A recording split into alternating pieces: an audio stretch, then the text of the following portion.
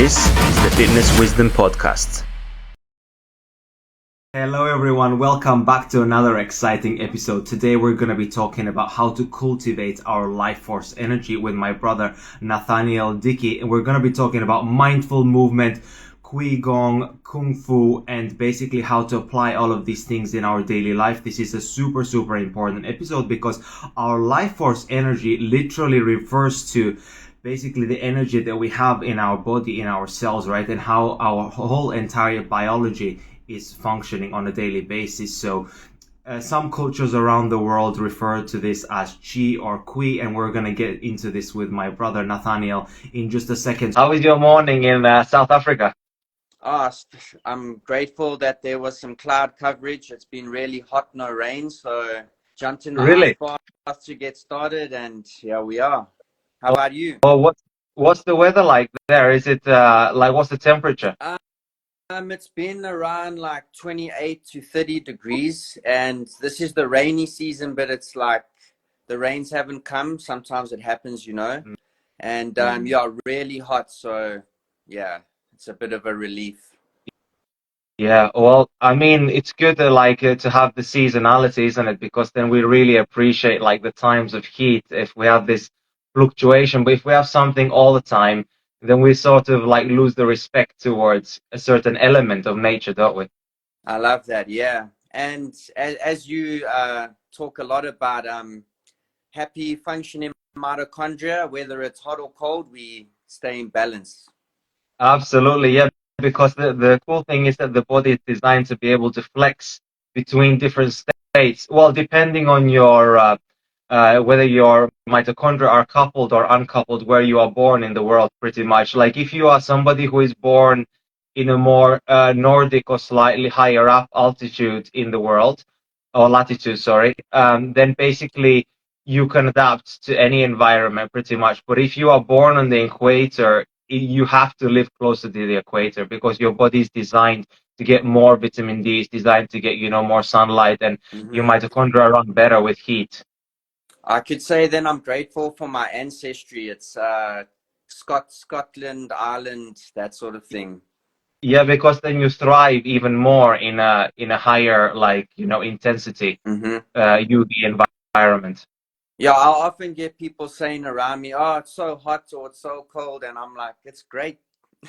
Yeah, because an attitude of gratitude goes a long way. If you are able to see and respect like every single part of nature, all the elements and the beauty in the seasonality, the change in the food and all this good stuff, then you start to respect like everything that happens around you. It's you don't really want to complain about it because pretty much that, as you're saying that the rainy season is like upon you. So it's good to respect like the different times of the year.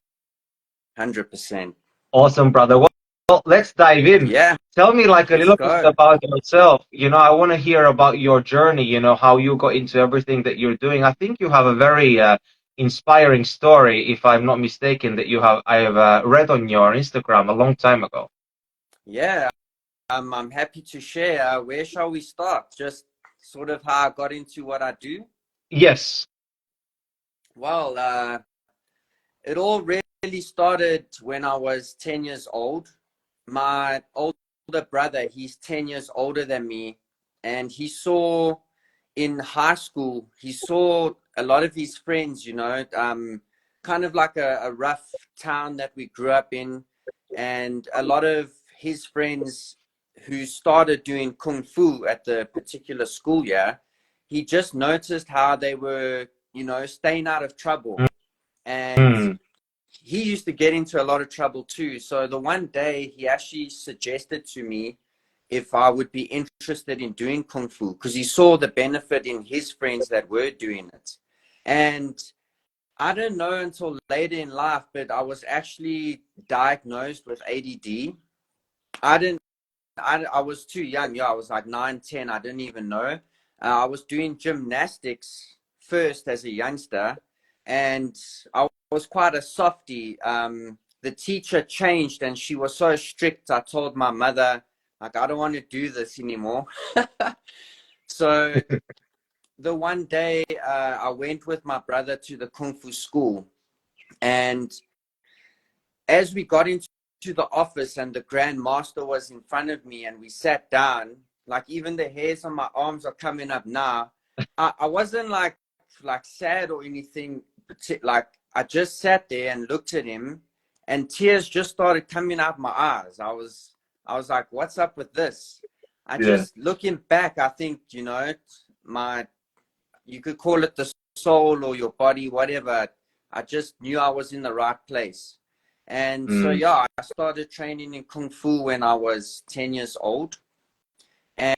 And ever since I started that journey, I just became fascinated with, you know, like our human potential and our physical potential and how we can amplify these things.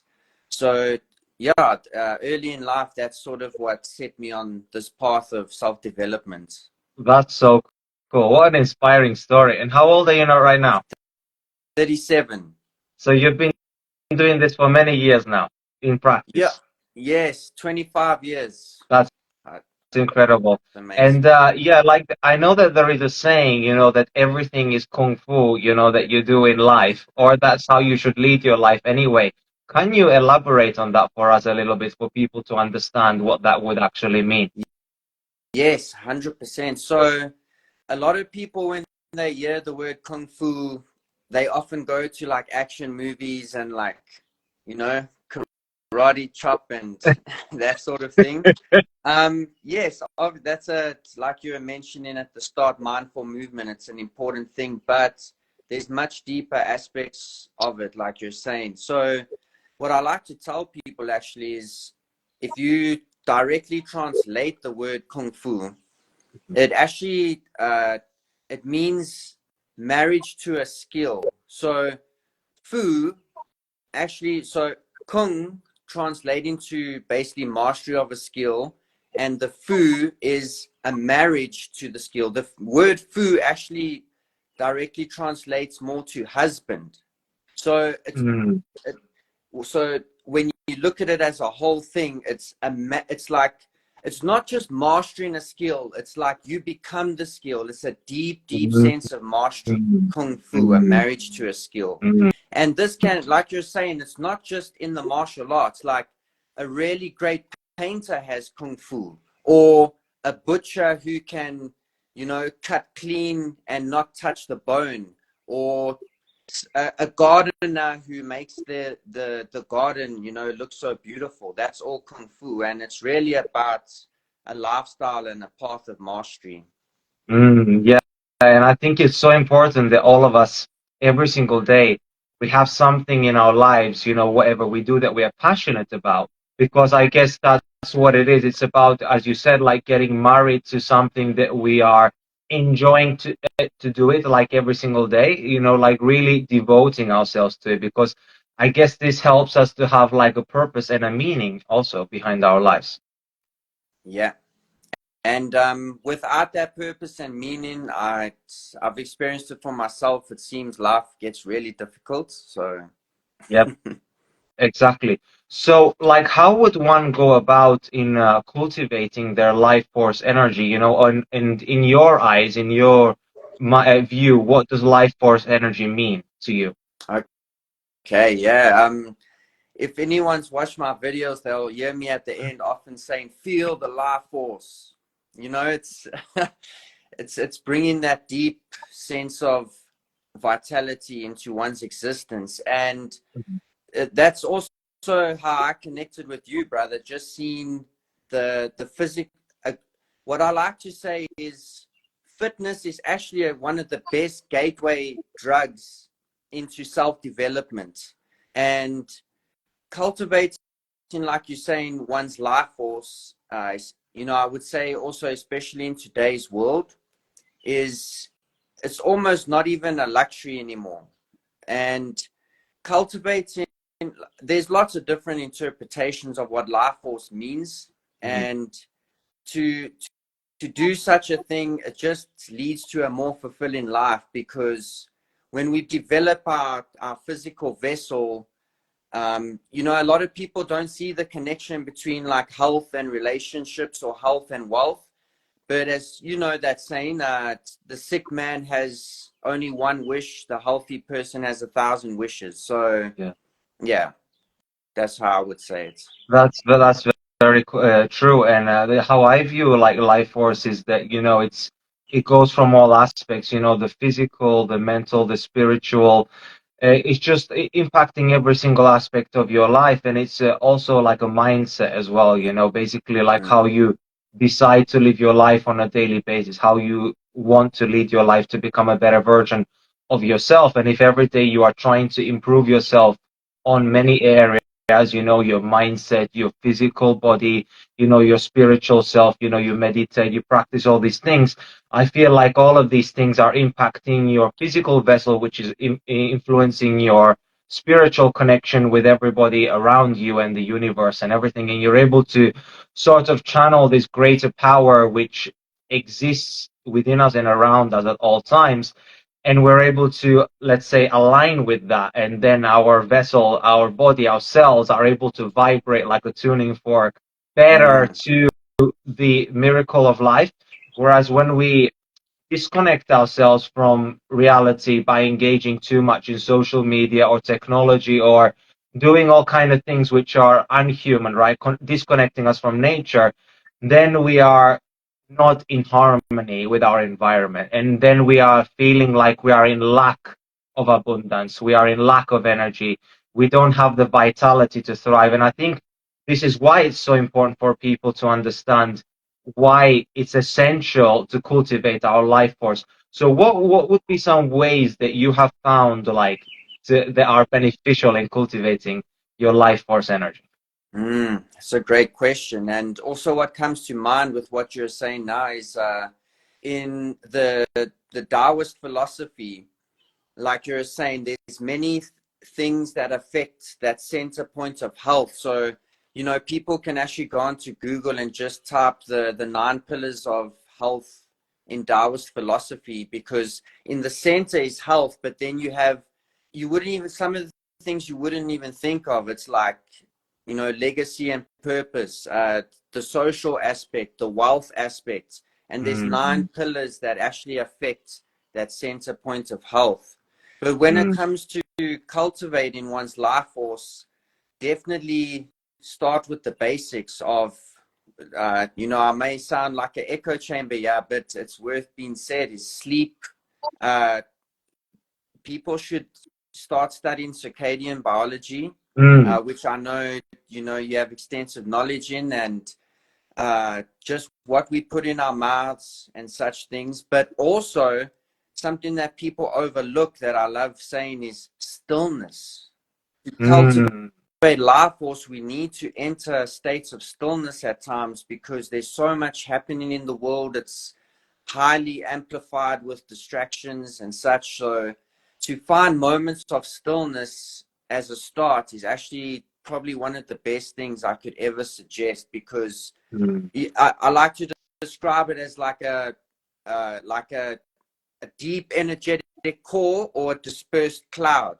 When we're too distracted, our energy tends to disperse and become scattered. mm, So finding the stillness, and in Chinese kung fu philosophy, it's even called still in the Jing.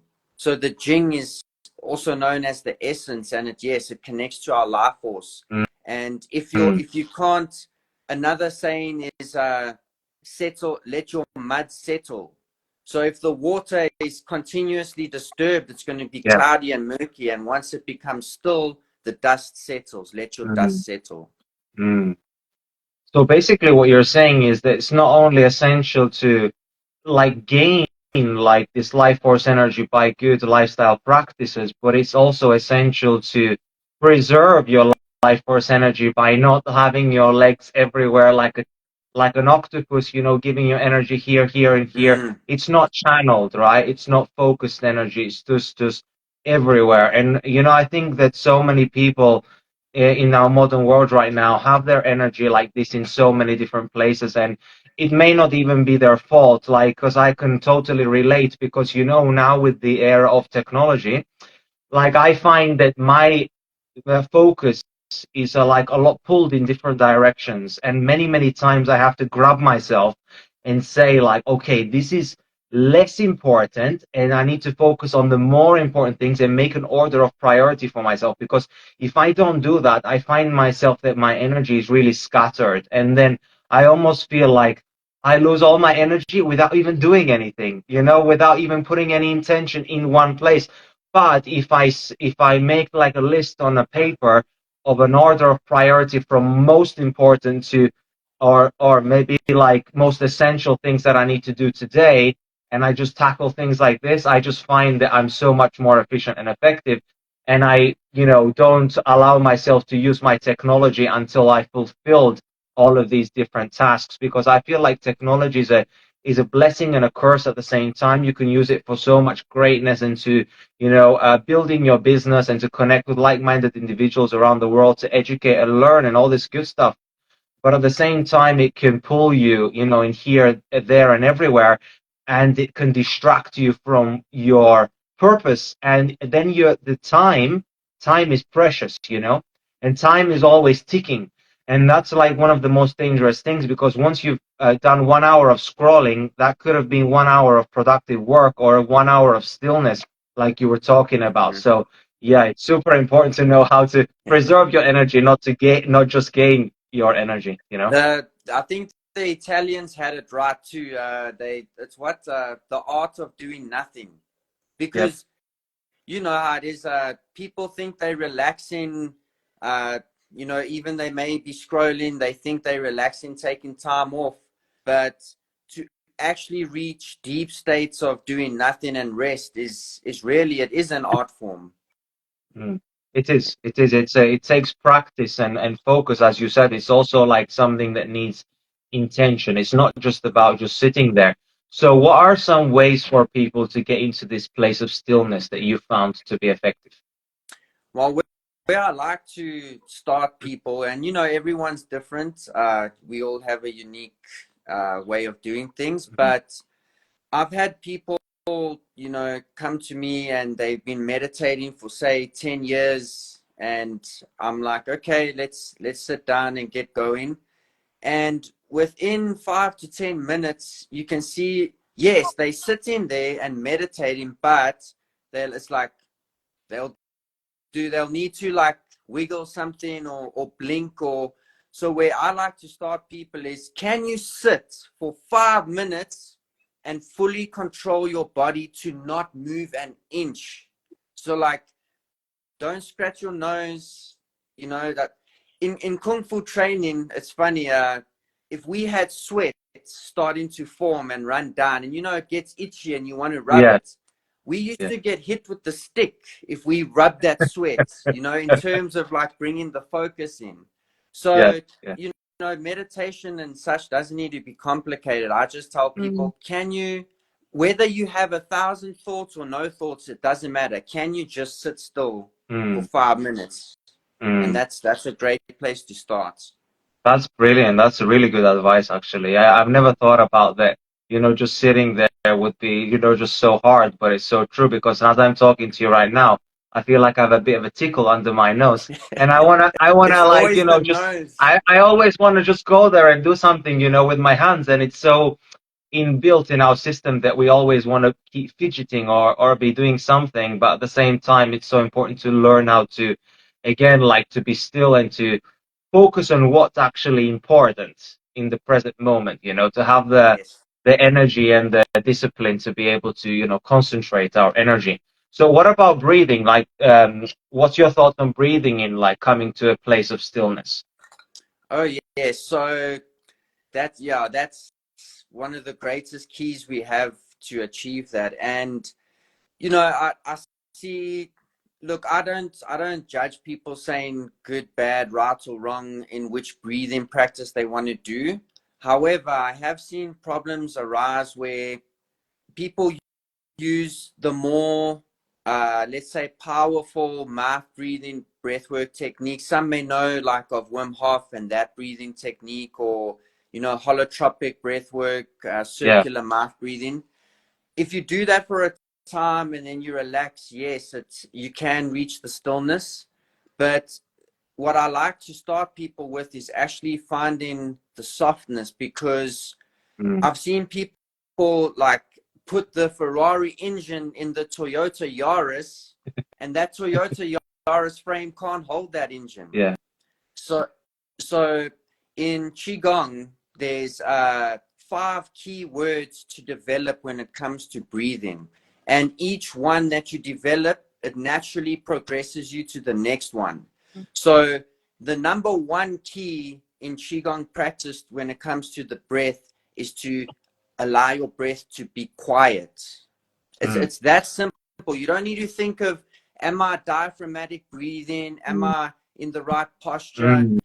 There's no technique. All you need to do is, if I were sitting next to you in practice, can I hear you breathing? And then the next level of quiet is, you shouldn't even be able to hear yourself breathing. And then once you develop that step 1 quiet, it naturally progresses you to step 2, which is deep breathing. And then step 3 is at ease. Step 4 is slow and gradual. And then 5 is cotton soft.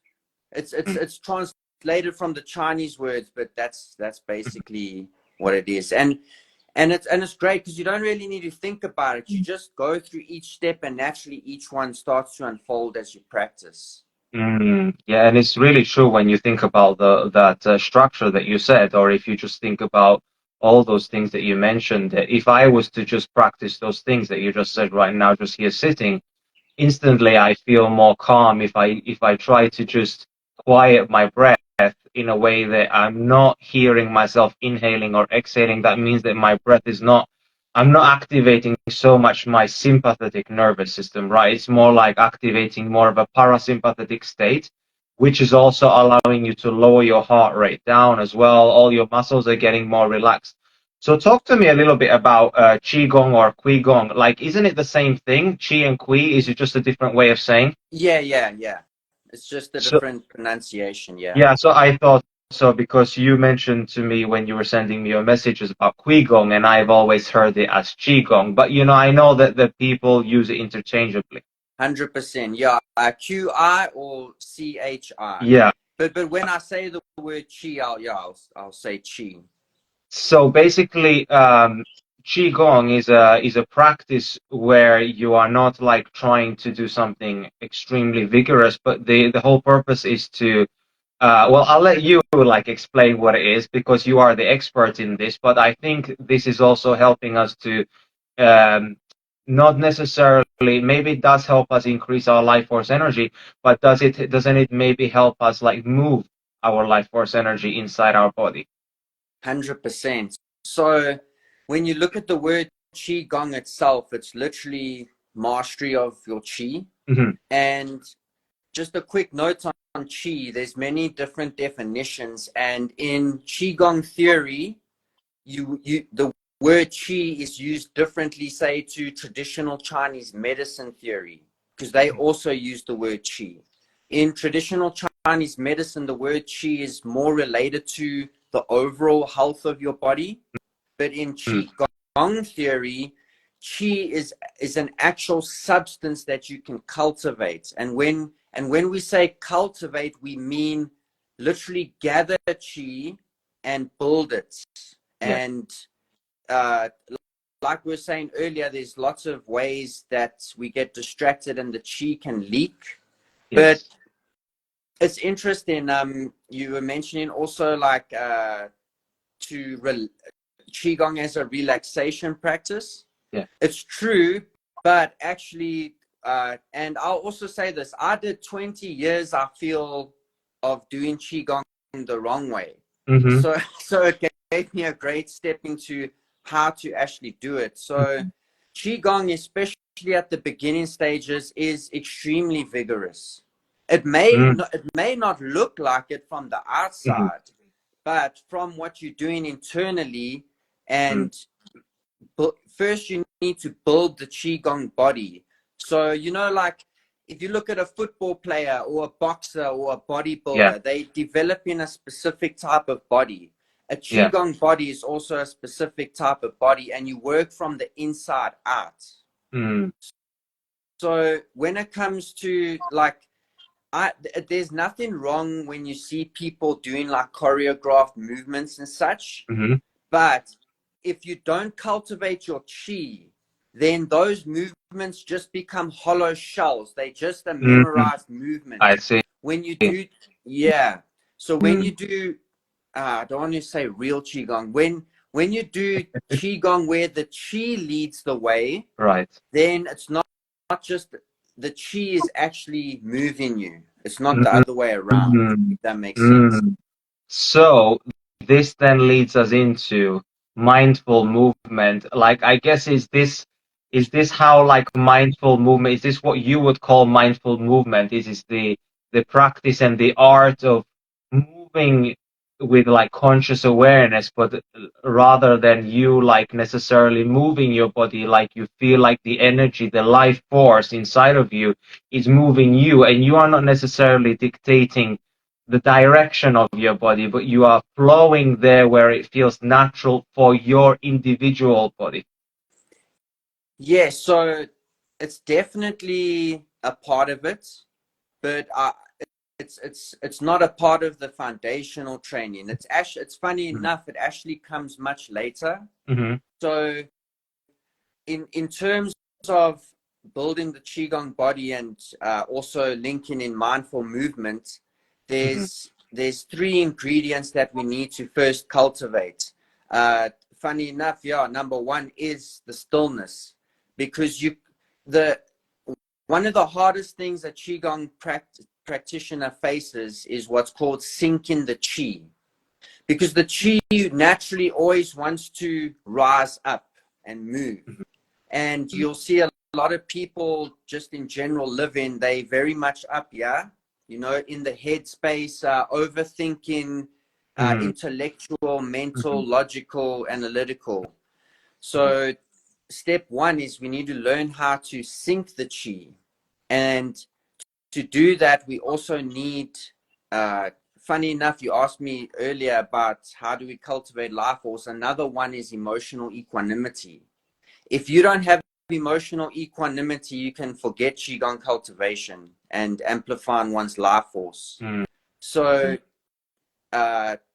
we need the Qi to sync, we need the mind to be still, and we need the breath to also sync. And when I say sync, a good analogy is like water absorbing into a sponge, or like ink on a blotting paper, where the ink absorbs into the paper. We want our center of gravity, our breath, and our mind to absorb into the body until it's full.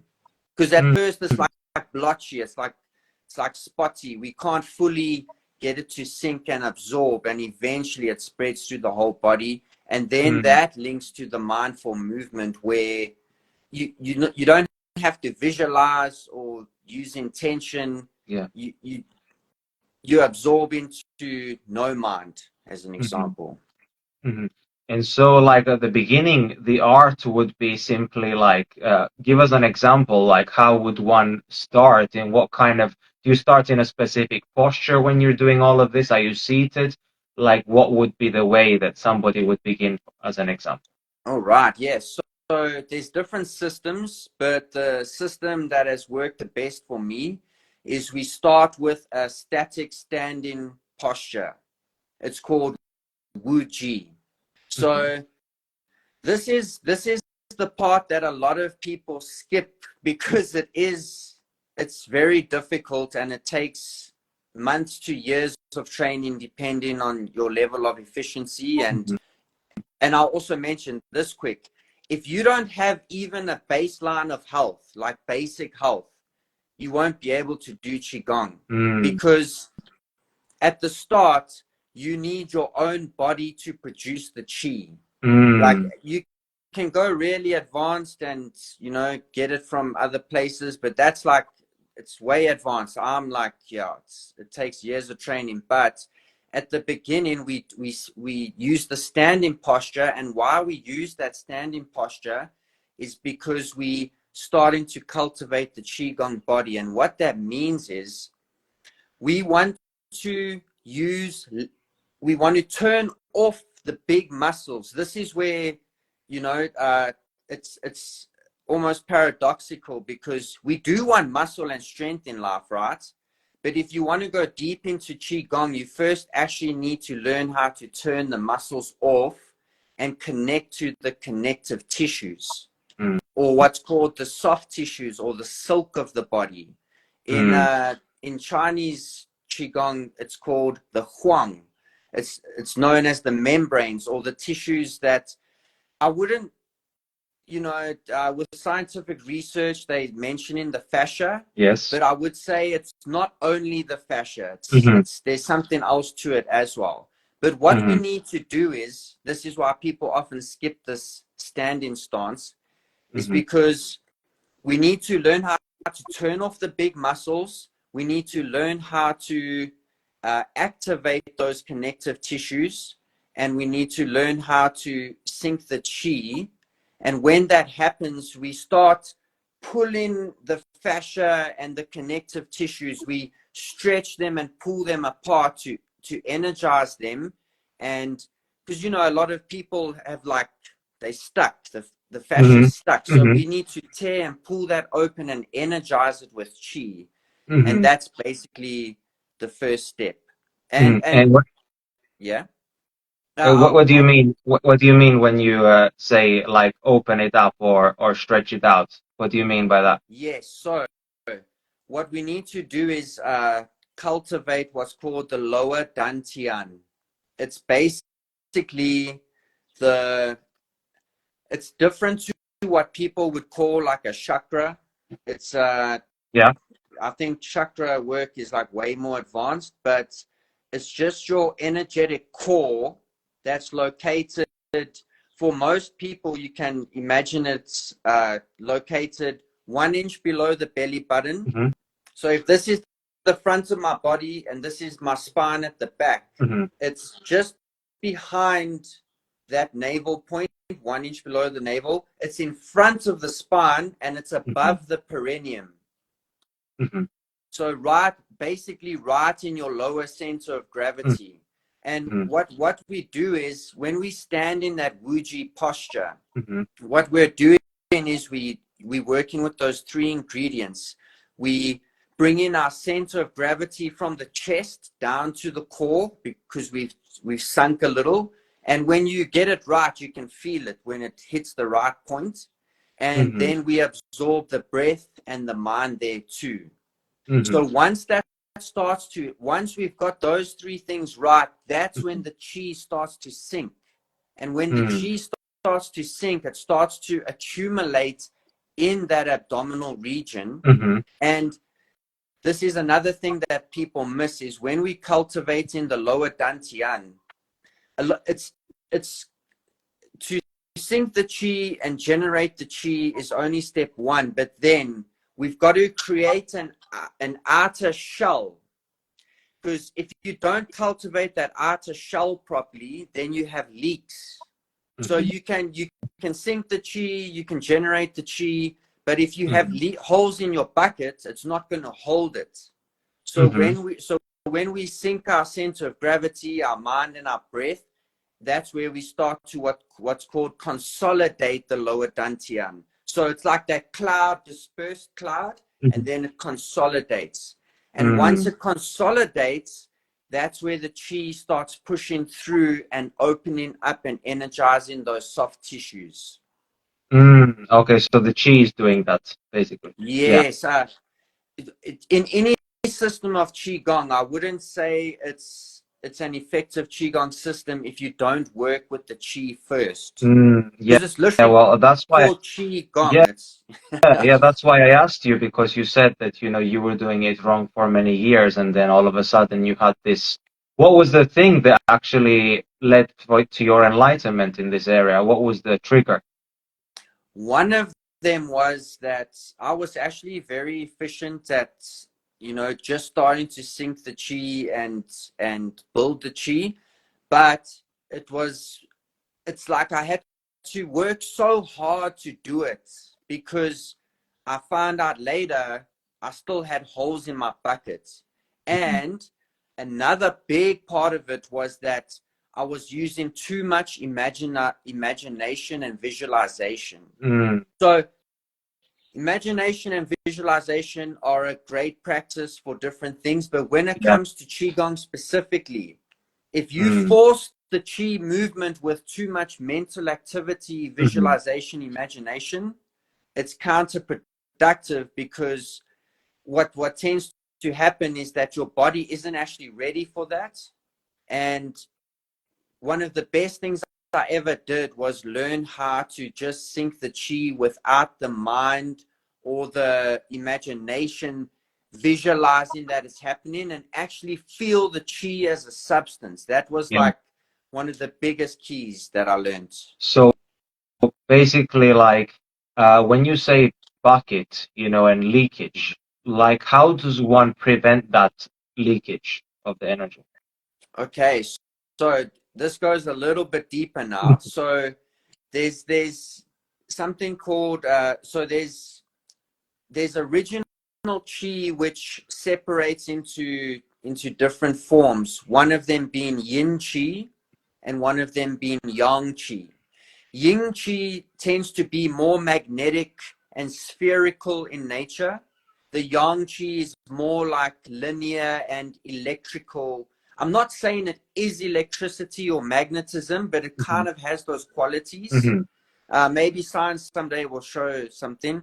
But if you don't take the time to cultivate the yin magnetic sphere of the lower dantian, and that's the hard work, then it doesn't matter how much Qi you put there, it's going to keep leaking. So to get that yin sphere cultivated, that's why we have to spend a lot of time in that standing static posture until it's consolidated and fully sealed.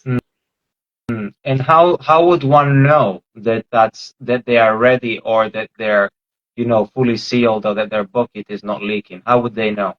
It's a great question, and it's really simple in this mythology, because, well, it's simple, but it's not easy.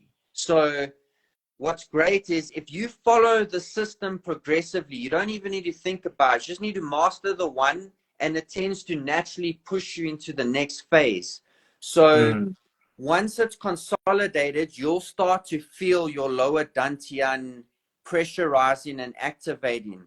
Some of the common signs that it's happening is, one example I like to give is, like electrostimulation muscle devices, like those, the sticky pads you put on, and it contracts the muscle. Imagine that in your center core, from the inside out, pulling on the surrounding tissues. That's probably one of the most common things people experience once you've consolidated that lower dantian, is that it feels somewhat electrical, and it pulls on all the tissues around your abdomen. For some people, it can get quite intense to where it actually moves your body around. If you can actually look down at your belly, and you're not thinking about it, and you're not contracting the muscles. It's from the inside out that it's pulling. The funny thing is, I can tell you some from my own personal experience. I haven't been practicing Qui Gong or Chi Gong. I've been doing some movements sometimes here and there, but not with the intention of the right way, like you said. It's more like just from moving, just like what feels right, to me. But not in the way that cultivating the life force energy within first. But like some things that I have noticed sometimes is that, like, when I felt this weird feeling down in my abdominal area, close to almost my my willy area, where basically like there is this electricity or this vibration going, and it's so weird that I sometimes have to look down, like, what the fuck is going on? Because it just feels like, that there is something happening down there, and I can't explain it. And I've told this to my partner Tina as well, and well, she can't relate because she hasn't felt it before, or maybe I'm not 100% sure if she has, but for me, it's just like so evident that something is happening energetically, within because it feels like something is vibrating there, you know? It's crazy. You know what, I have noticed, like, for someone like yourself who's, you know, proficient in human movement and, you know, connecting deep into the body, I've seen it that sometimes, yeah, it's not like you're practicing qigong, but because of your efficiency, like, you stumble into it by like accidents, you Mm, know. It's not like you're doing qigong, but because of the level you've reached of that deep mind body mm, connection, is things mm, can start to activate. So that's really, so really so cool. if you went deep into qigong practice, if you decided that, Yeah. you'd pick it up quickly, I'm certain.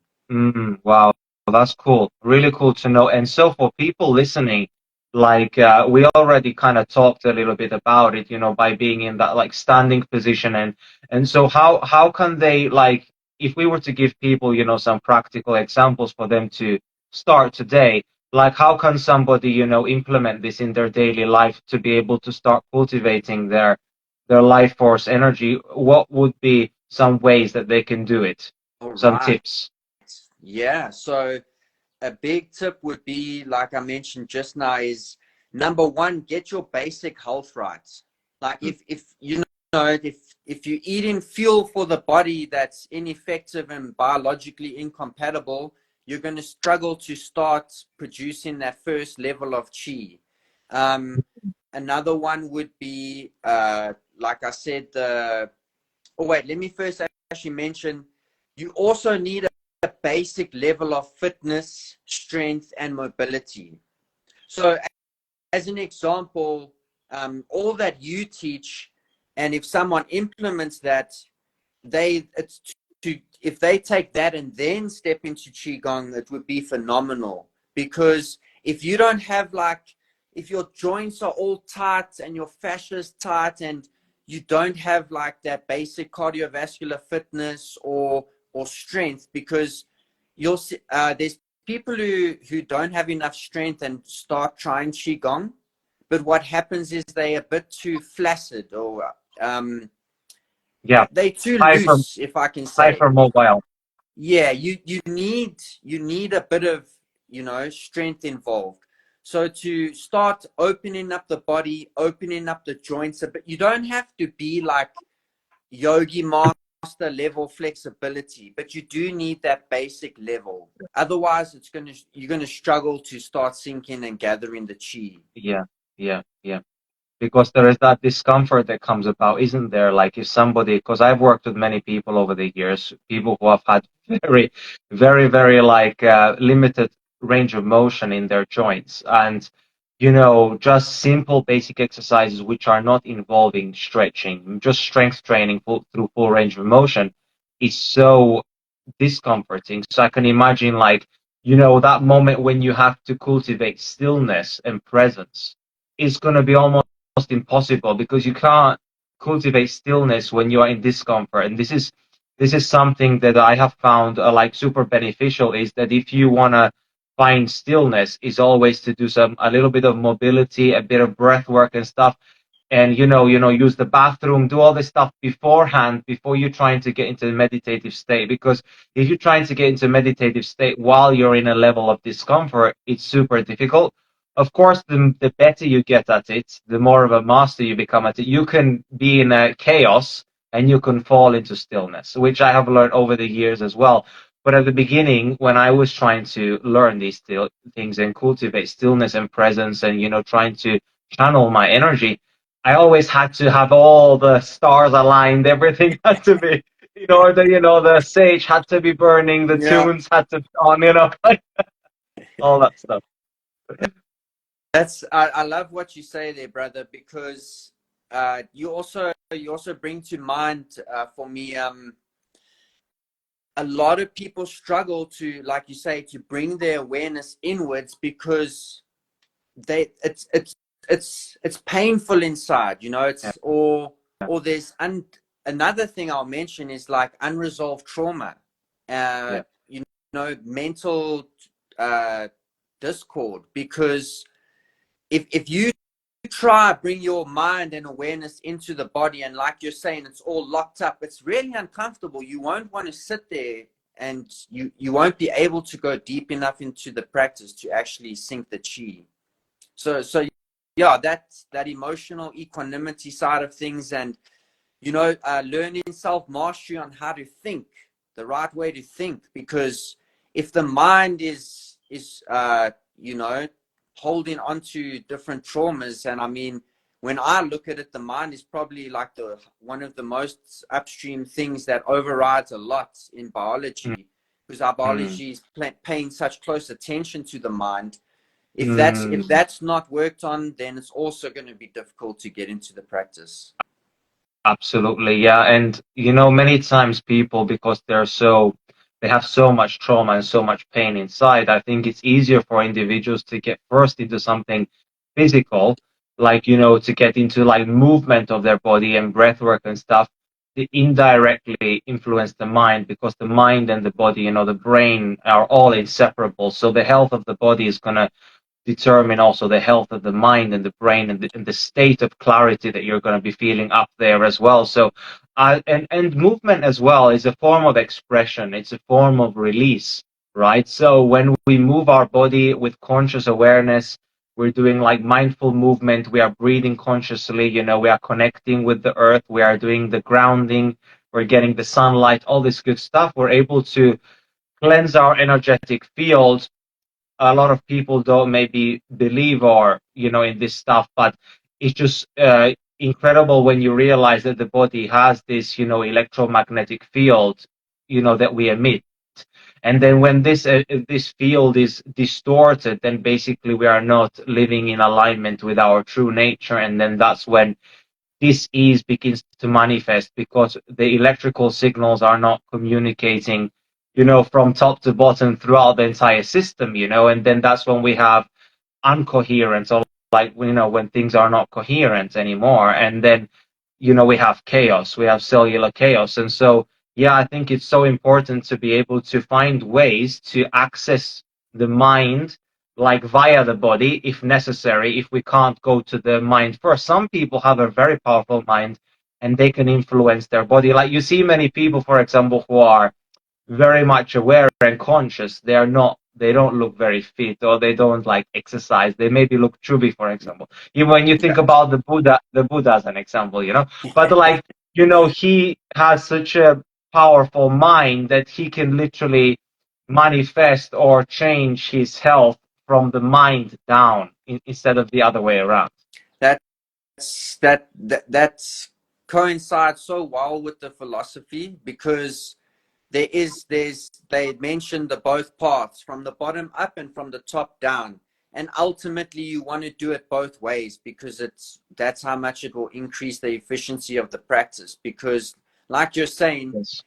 the more you cultivate your mind, the more it influences the biology. But if you amplify your biology, you're going to help settle the mind and strengthen it too. So I love how you put that. Yeah. Yeah, and it's so important to have that like intention on a daily basis, that we have these daily life acts, which are like, since we're talking about life force energy, and this whole discussion is basically, around life force energy, chi, or also known as chi or qui, for people who haven't picked it up yet, what we're talking about.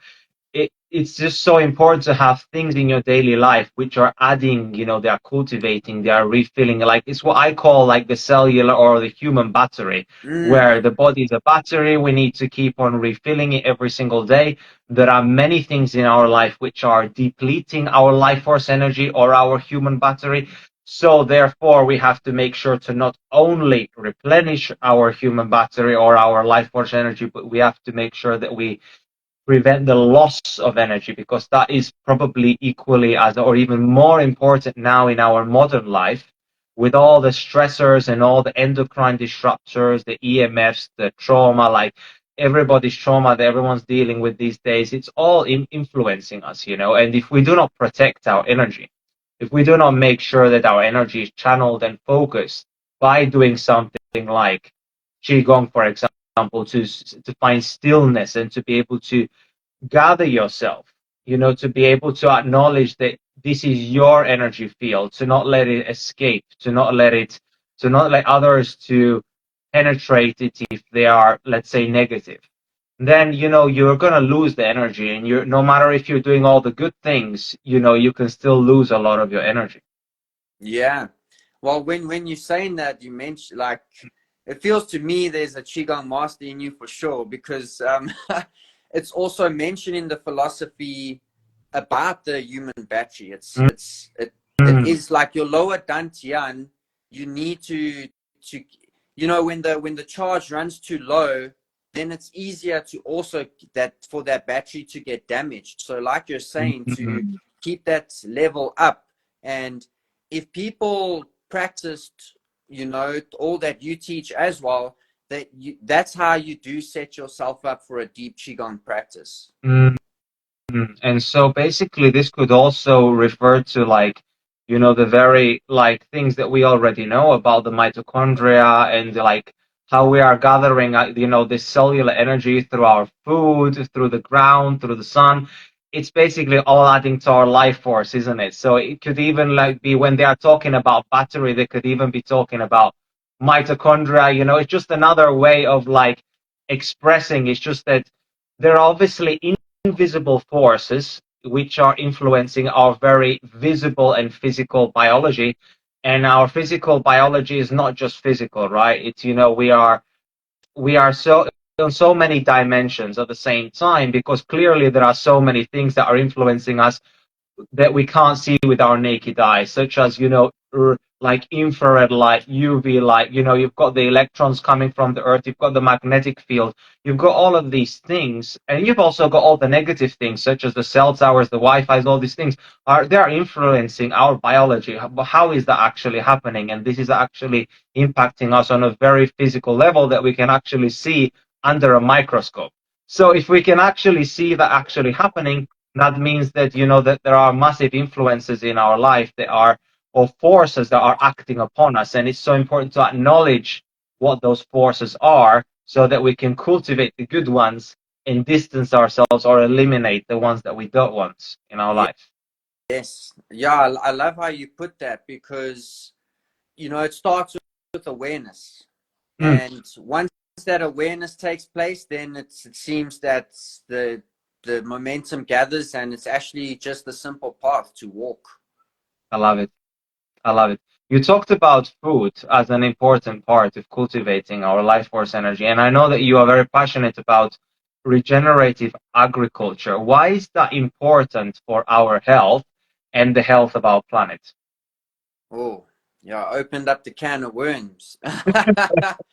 So it's interesting because you can't disconnect the soil and ocean from our own physical bodies and the vitality thereof. And in 2015, I did a bit of an experiment with myself, and that was almost a year and a half. I experimented with plant-based vegan dieting, no animal products, and yeah, looking at my genetics as well, it was it wasn't well suited for me, and that was a period of time in my life where my health completely broke down, and it was and that's what actually led me into looking into these things deeper. So it was first through diet and my own health breaking down that it was the drive to go deep into research and see what's actually happening with our biology and the earth. And I came across what's called holistic management, because I was curious as to know how the soil systems actually work. And also, I was already helping my mother as like a 3-year-old little kid in the garden, planting and such. And so I've always had a fascination there. And I started to also, go way deeper into nutrition and, the different key nutrients and such. And, there's just so much information out there, and what's right, what's wrong, and which is the best way. And so whether you want to eat plants or animals, what it really comes down to is deep, fertile, rich soils and healthy oceans. So, I mean, if you look around in the world now, it's I'm a eternal optimist, and I've just seen the capacity of regenerative agriculture to connect these systems in a wholesome manner. So it doesn't matter what you want to eat. Is it going to be nutrifying to the body? Is it going to mineralize the body? And in terms of, I've even looked at like restoring deserts to forests. I mean, it's all available now. It's such an amazing thing. So regenerative agriculture, it's just a word, but it's basically showing the capacity of, life to just thrive. So that's how I got into it. Yeah, that's super important because, if we don't take care of our planet, then eventually we are not going to be able to have food to eat. I know that many people have different ideas about, especially many billionaires out there. They want to, build us like fake food factories and give us fake meat and fake plant burgers or whatever. But in reality, our body's not going to thrive on that, because the reason why we eat food in the first place is to cultivate our life force energy, like we mentioned, and is to get the energy that's coming from the sun and the earth and the soil and the sea, and putting it in our body, because we are all of those things. We are composed of all of these things, and then we are basically a mini galaxy. Like the galaxy outside of us can be found within us. All the parts of the galaxy or the universe. And so if we are not getting the stuff that's making us up and putting it inside our body, which is real, organic, local if possible, our body is not going to thrive, and that is literally our building blocks for our electrical system to be able to fire and wire and to work correctly.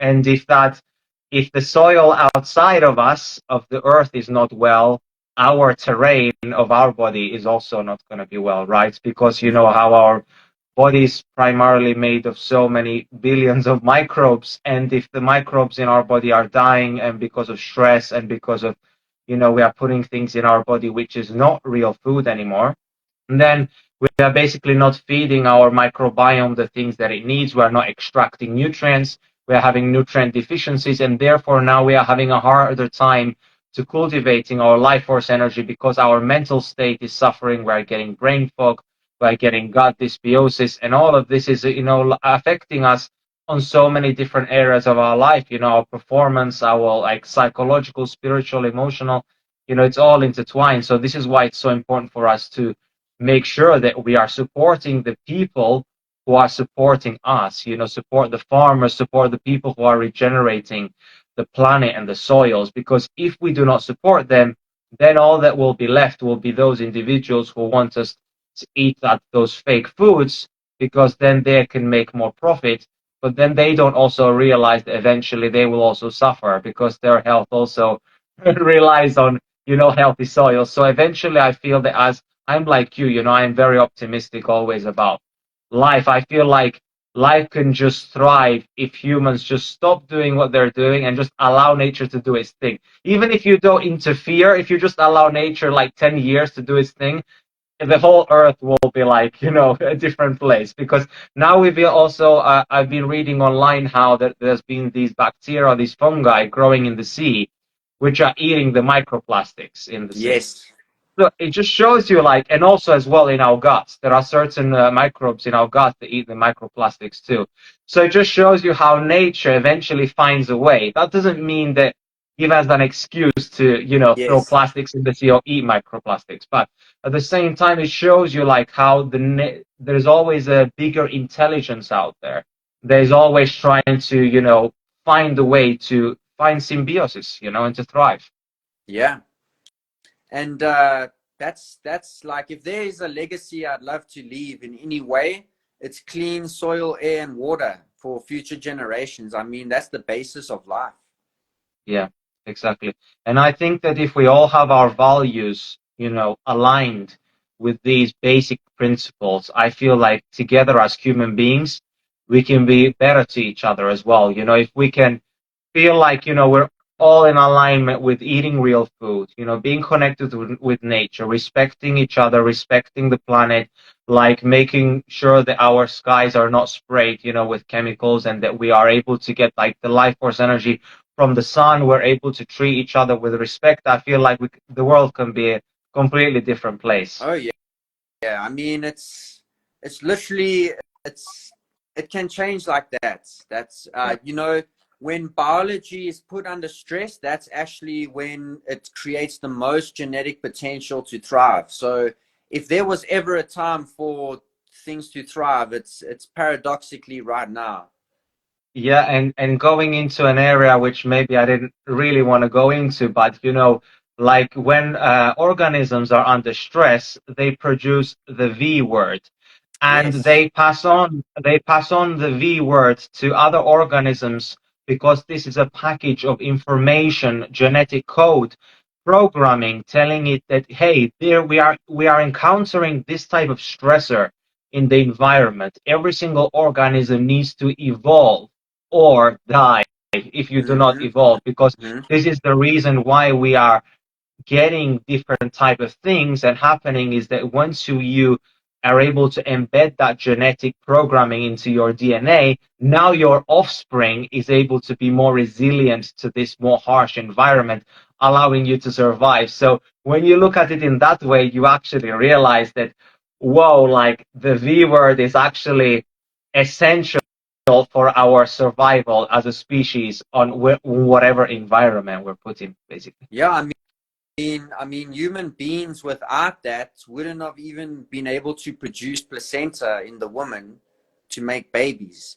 And you also bring to mind like the gut mitochondria connection, where that microbiome, like you're saying, and those information packets, I see it as I'm not saying I'm right or wrong. I just, from my experience, it's a biological upgrade. And depending on the health of your mitochondria, you may suffer through it, or you may get more resilient. So it's not right or wrong, good or bad. It's how nature works. Exactly. It's how nature operates. And if we just don't interfere, if we just live in alignment with nature, we're not even gonna encounter any like consequences. We're just gonna be able to, oh, it's just like a little thing that just passes and goes. But the more we overemphasize things and we try to overcomplicate things, then that's when issues begin to occur. Well, Nate, this was such an awesome like episode. Thank Amazing. you so much for your time. I feel like we provided the audience like many, many useful tips, from how to cultivate their life force energy, through mindful movement, focusing on their sleep, connecting with nature, breath work, channeling their inner chi, their inner life force energy, connecting with the body. And I think most importantly throughout this whole discussion is like the awareness and the stillness, the presence, like that. I think is probably one of the most important things. If people can be able to cultivate that, they'll be able to unlock so many other areas of their life which they have not been able to unlock. Maybe, if they've been stuck in some certain way, or in some certain job, or in some mental state, spiritually, physically, going into a state of stillness allows you to receive downloads, which are not necessarily your own thoughts. Pretty much, they're coming from somewhere outside of you, and I get those all the time when I go into a moment of stillness. So I highly recommend it. Amazing, Andreas. Awesome, Nate. So where can people find you and reach out to you? Because I'm going to be publishing this on my podcast on YouTube and on Spotify as well. So if you can please share where people can find and connect with you, that would be great. Thank you. I appreciate that, man. One of the best ways is on Instagram. Just send me a message. I love connecting and speaking with people. I have a little YouTube channel running, Nathaniel Dickey. Mhm. And yeah, that's the best way to get in touch, see what I'm up And, to. and your Instagram is Nathaniel Dickey as well? It's the Kung Fu Bod. One The Kung Fu Pod. Oh, word, yes. BOD at the end. So that was one other thing that I forgot to ask you. Maybe let's add this in as well.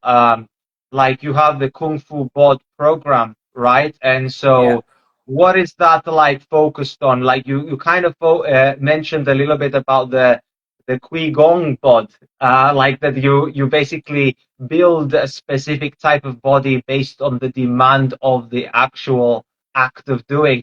Like it's like when you look at a sprinter, for example, many people think that a sprinter looks like that because they sprint. Well, they also demand that type of body to be able to sprint. So it's like has this, bi-directional relationship. So by doing the actual thing of a certain way of doing, you build a specific type of body based on the demand. It's not necessarily that one is striving to look like a certain way, but they actually look like that because the demand of the sport is asking them to be able to have the resilience, the strength, the explosiveness, and the mobility, and then that results in the outlook. So what does the Kung Fu bod entail, your program? Oh, I love how you put it there. And yes, that's exactly what it is. I called it the Kung Fu bod because we're using the philosophy and principles and techniques of Kung Fu training to build health and vitality for life, for a lifetime. Because it's mostly when people get elderly, then they're like, oh, maybe I should work on my health a little. But if we, cultivate that for a lifetime, I call it saging instead of aging. Mm, And it's not particularly focused on the martial aspect of fighting. mhm, Although, you cultivating the Kung Fu bod, you mm, will have more confidence, more awareness to not even need to fight. That's what I found when I actually started Kung Fu is I never got in a fight ever. So yeah, it's using the methodologies and philosophy of Kung Fu and that discipline and mhm, like you say, mindful movement and the deeper practices to cultivate health and vitality. mm. And how does your programming kind of look like? For example, if somebody was to start it, it's like what's the structure looking like? What give us an example of, the type of exercises and stuff like that, or even like Okay. mental exercises. Yeah, so it's designed and tailored to each person's unique context and their goals. But overall, it's very holistic because even though it's called Kung Fu Bod, we need to look at nutrition. We need to look at potentially detoxification, gut health. Where's your sleep at? Circadian biology, mitochondria, and like I said, going into a Qigong practice, you need the basic level of strength. So, people, I say if they want to go super deep into the physical training, then maybe, work with someone like you. But just having a basic way to cultivate strength. And then also, yeah, we go into meditation, working with the mind, looking Mm, at emotional mm, equanimity, because like I said earlier, without that setup, it's going to be very difficult to cultivate one's being. So mm, that's it in a mm, nutshell, basically. mm. Well, that's a really fantastic way of approaching it, because I feel like if you don't do it from that perspective, like you mentioned, many times where you're setting yourself up to quit and to fail, especially if you've never done exercise before. Like many people, why they get into exercise and why they quit is because they do not find the deeper meaning of the doing. Maybe it's just very superficial, that they want to look a certain way. That to me is not a good enough motivator to keep you going for the long term. You need to understand that there are 1,000 reasons why you should move and exercise beyond looking good, and if you were to talk about exercise, I mean, there is the other forms of, training, like of the mind, like meditation and the breath work and all that good stuff that you just talked about, detoxifying the body, because all of this makes you realize why you are doing it. Because if you don't understand like what the deeper meaning of why you're doing it, then it just doesn't make sense to you, and then you quit and you go back to your old habits. So it's so important to understand that, do you want to feel good?